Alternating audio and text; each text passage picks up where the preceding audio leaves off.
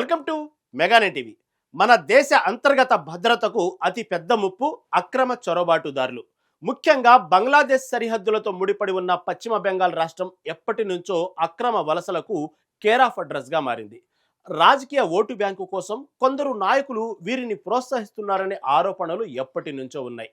అయితే ఇప్పుడు ఈ చొరబాటుదారుల ఆటలు కట్టించేందుకు, జాతీయ భద్రతను కాపాడేందుకు బీజేపీ సర్కార్ ఒక భారీ యాక్షన్ ప్లాన్ శ్రీకారం చుట్టింది. పశ్చిమ బెంగాల్ కేంద్రంగా అక్రమంగా నివసిస్తున్న బంగ్లాదేశీలను గుర్తించి వారిని తిరిగి వాళ్ల దేశానికే పంపించేందుకు ఒక మెగా డిపోర్టేషన్ డ్రైవ్కు రంగం సిద్ధం చేసింది.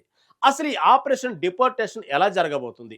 నకిలీ ఐడి కార్డులతో చలామణి అవుతున్న వారిని అధికారులు ఎలా గుర్తిస్తారు? దీనిపై బెంగాల్ రాజకీయాల్లో రేగుతున్న దుమారం ఏంటి? అక్రమ వలసదారులకు సీఎం సువేందు ఇచ్చిన లాస్ట్ వార్నింగ్ ఏంటి?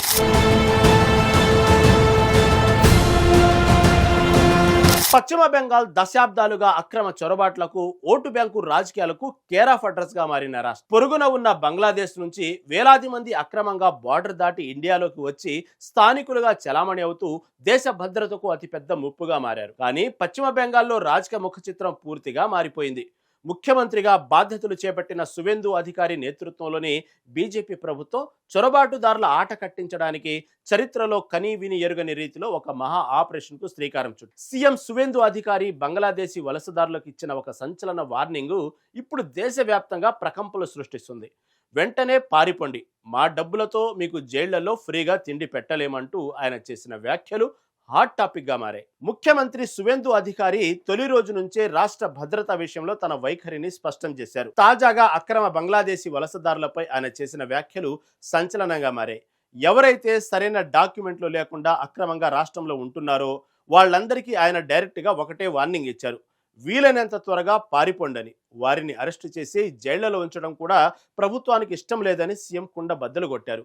అక్రమంగా వచ్చిన వారిని జైలులో ఉంచి ప్రజాధనంతో వారికి 3 పూటల తిండి పెట్టి పోషించడం తమకు ఏమాత్రం ఇష్టం లేదన్నారు. మన డబ్బుల్ని వాళ్ల కోసం ఎందుకు వృధా చేయాలి అని ఆయన సూటిగా ప్రశ్నించారు. ఈ ఒక్క డైలాగ్తో అక్రమ చొరబాటుదారుల గుండెల్లో రైళ్లు పరిగెత్తాయి. తమకు పట్టిన క్యాన్సర్ను వదిలించుకోవడానికి బెంగాల్ సర్కార్ ఎంత సీరియస్గా ఉందో ఈ వార్నింగ్తో స్పష్టమైంది.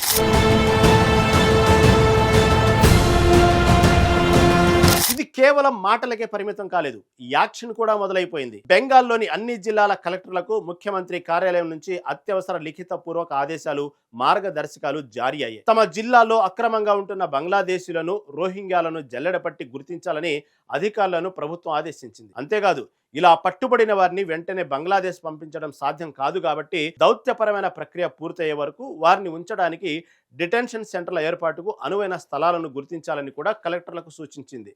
వీలైనంత త్వరగా ఈ డిటెన్షన్ సెంటర్ల నిర్మాణం ప్రారంభించాలని జిల్లా యంత్రాంగాలను ప్రభుత్వం అలర్ట్ చేసింది. ఇక ఎప్పుడైతే ప్రభుత్వ వైఖరి స్పష్టమైందో, ఊరువాడ జల్లెడ పట్టడం మొదలైందో, అక్రమ వలసదారులో భయం మొదలైంది. ప్రభుత్వం పట్టుకుని డిటెన్షన్ క్యాంపుల్లో వేస్తే అక్కడ నరకం చూడాల్సి వస్తుందని భయపడి స్వచ్ఛందంగానే తిరిగి బంగ్లాదేశ్ వెళ్లిపోవడానికి సిద్ధమయ్యారు. దీని ఫలితంగా మాల్దా జిల్లాలోని సరిహద్దుల వద్దకు భారీ సంఖ్యలో బంగ్లాదేశీలు చేరుకుంటున్నారు. నిన్నటి వరకు దర్జాగా స్థానికుల్లా బతికిన వీరంతా ఇప్పుడు రాత్రికి రాత్రే తమ మూటముల్లే సర్దుకొని ఇండియా విడిచి పారిపోవడానికి క్యూ కడుతున్నారు. భారత సరిహద్దు భద్రతా దళం కూడా బార్డర్ లో పరిస్థితిని అత్యంత నిశ్చితంగా గమనిస్తోంది. అక్రమ చొరబాట్లను అడ్డుకోవడం, వారిని వెనక్కి పంపడం అనేది బీజేపీ ఎన్నికల మేనిఫెస్టోలో ఇచ్చిన అత్యంత ప్రధానమైన హామీ. దశాబ్దాలుగా కేవలం ఓట్ల కోసం పశ్చిమ బెంగాల్ డెమోగ్రఫీని నాశనం చేశారని బీజేపీ ఎప్పటి నుంచో ఆరోపిస్తుంది. ఇప్పుడు అధికారంలోకి రాగానే ఆ హామీని నెరవేర్చే దిశగా సీఎం సువేందు అధికారి సర్కార్ వేగంగా అడుగులు వేస్తోంది.